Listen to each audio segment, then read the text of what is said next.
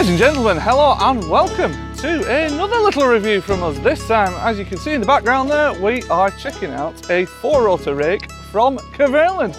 So what's special about this 4-rotor rake, you may ask? Well, the aim of this 4-rotor rake is that it's meant to be simple. It's meant to be a simple 4-rotor rake, and as we found this week using it, that is exactly what it is.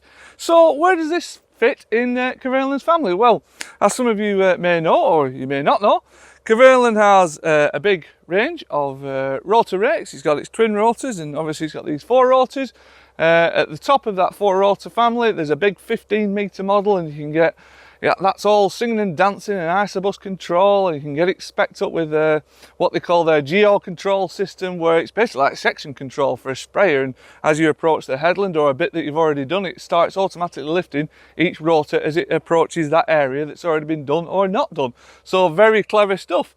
But sitting just below that, they've got this 12.5-metre model as well, this 12.5-metre 4-rotor rake.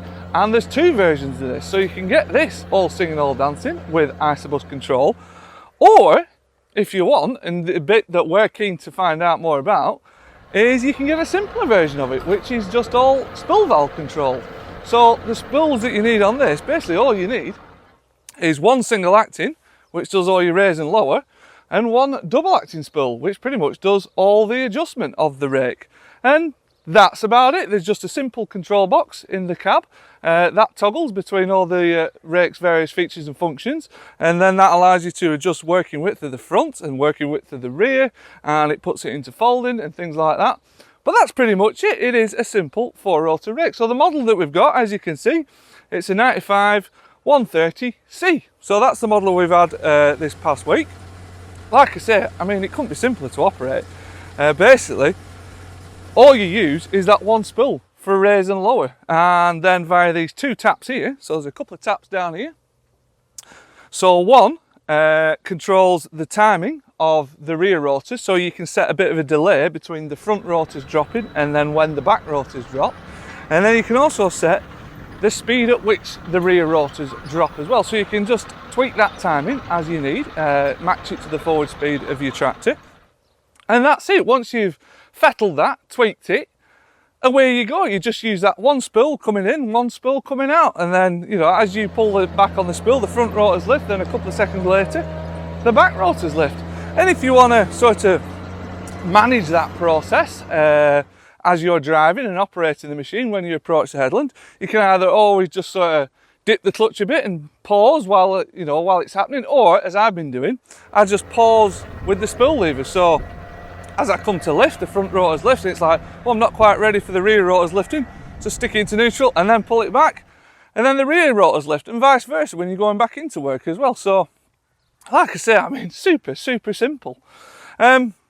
So we'll start at the front of the rake as ever, and we'll just have a run through of the features and functions on this rake, and we'll chuck in a bit of chat about how we've got on with it really over this last week with this simple rake. So like I mentioned, the only spills you need are a 1 double acting, 1 single acting.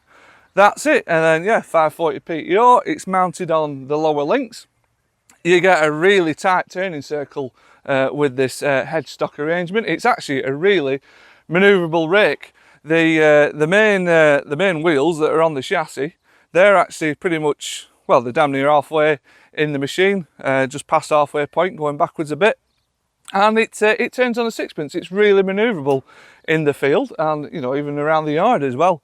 And it's quite a stable machine as well. We've got a few slopes and banks and whatnot to negotiate, and it's pretty stable. There's no drama, there's no flopping about, anything like that. It's pretty stable when it's lifted and you're negotiating those banks and whatnot. So pretty impressive on that front.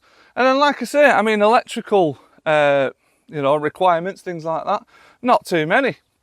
I mean, it's just a control box in the cab that flicks and toggles between all your various features and functions. Bit of a rope for the locking mechanism just on the rear rotors there for the transport position, but that's about it. And then, as we start to move back down the machine, obviously it's a central spine chassis job.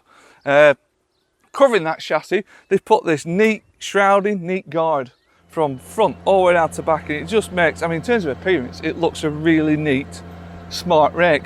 But also as well, with having this shroud as well, as you can see, if you look along the top of it there, there's no build-up of any grass, any crop, anything like that. I mean, there's just a little bit at the back there, just where the two rotors meet. But that's about it. It's a very clean machine. Any crop that does sort of land on the top slides off and sideways around the machine. So there's no build-up, you know, often you get on the gearboxes and oil pipes underneath and things like that. And then at the front, yeah, you've got the big frame for mounting the first set of rotors onto there, and you know, a big L shape there. They fold back on themselves like that for transport, nice and neat. You got this sort of double-ended ram at the front, so one end of it takes care of the raise and lower of the front rotors, and then the other end of the ram, that then puts it into transport position. So that's pretty much at the front.